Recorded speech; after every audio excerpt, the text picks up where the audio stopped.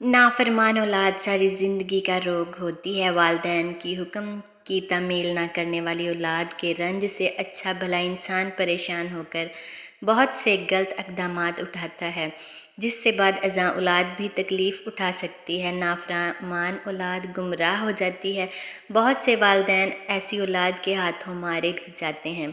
वो जराइम में मुलव्वस हो जाते हैं और नशे भी करते हैं, तो इनकी वजह से इन्हें अदालतों में ख्वार होना पड़ता है।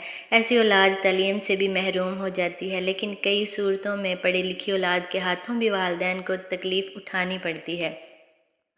ये कितने जुल्म और शर्म की बात है कि वो वालिदैन जिन्होंने पाल पोस कर अपने मुँह का लुक़मा औलाद के मुँह में डालकर इसे पाला होता है, वही इनके बुढ़ापे का सहारा नहीं बन पाती। वालिदैन को चाहिए कि वो ख़ुद ऐसे हालात पैदा ना होने दें। अगर औलाद में गुस्ताखी और नाफरमानी का रवैया देखें तो फ़ौरन अल्लाह से रजू करें और ये अमल शुरू कर दें। बाद अज़ नमाज इशा अव्वल आखिर इस्म रब्बी या नाफियो 4100 बार 21 दिन तक पढ़ें और अल्लाह के हुज़ूर इसकी राय रास्त पर आने की दुआ करें।